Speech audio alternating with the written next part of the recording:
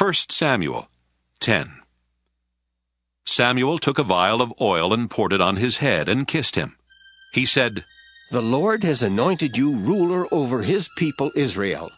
You shall reign over the people of the Lord, and you will save them from the hand of their enemies all around. Now this shall be the sign to you that the Lord has anointed you ruler over his heritage. When you depart from me today, you will meet 2 men by Rachel's tomb in the territory of Benjamin at Zelzah. They will say to you, 'The donkeys that you went to seek are found, and now your father has stopped worrying about them and is worrying about you, saying, "What shall I do about my son?" Then you shall go on from there further and come to the oak of Tabor. 3 men going up to God at Bethel will meet you there, one carrying 3 kids, another carrying 3 loaves of bread, and another carrying a skin of wine. They will greet you and give you 2 loaves of bread, which you shall accept from them. After that you shall come to Gibeath Elohim, at the place where the Philistine garrison is. There, as you come to the town, you will meet a band of prophets coming down from the shrine with harp, tambourine, flute, and lyre, playing in front of them. They will be in a prophetic frenzy. Then the Spirit of the Lord will possess you, and you will be in a prophetic frenzy along with them, and be turned into a different person. Now, when these signs meet you, do whatever you see fit to do, for God is with you. And you shall go down to Gilgal ahead of me. Then I will come down to you to present burnt offerings and offer sacrifices of well-being. 7 days you shall wait until I come to you and show you what you shall do."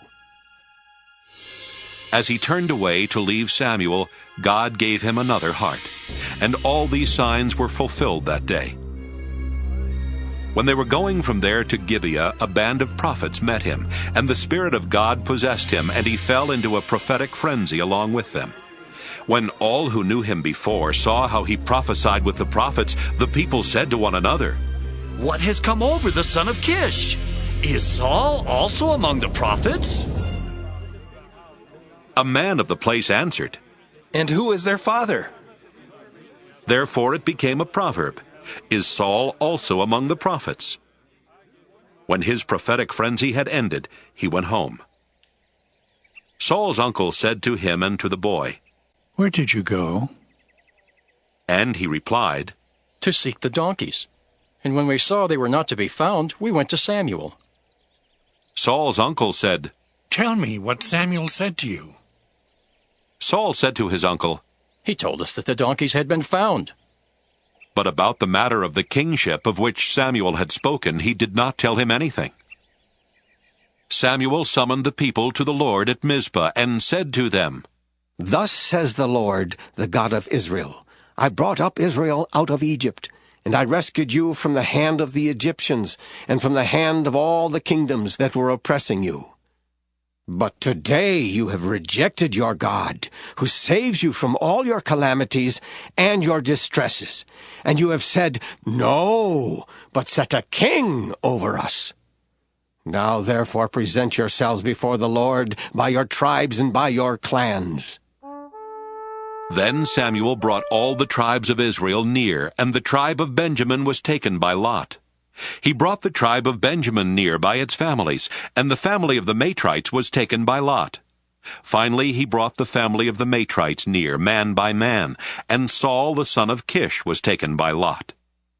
But when they sought him, he could not be found. So they inquired again of the Lord. "Did the man come here?" And the Lord said, "See, he has hidden himself among the baggage." Then they ran and brought him from there. When he took his stand among the people, he was head and shoulders taller than any of them. Samuel said to all the people, "Do you see the one whom the Lord has chosen? There is no one like him among all the people." And all the people shouted, "Long live the king!" Samuel told the people the rights and duties of the kingship, and he wrote them in a book and laid it up before the Lord. Then Samuel sent all the people back to their homes. Saul also went to his home at Gibeah, and with him went warriors, whose hearts God had touched. But some worthless fellows said, "How can this man save us?" They despised him and brought him no present, but he held his peace. Now Nahash, king of the Ammonites, had been grievously oppressing the Gadites and the Reubenites. He would gouge out the right eye of each of them and would not grant Israel a deliverer.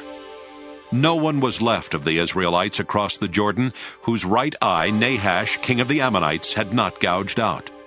But there were 7,000 men who had escaped from the Ammonites and had entered Jabesh-Gilead.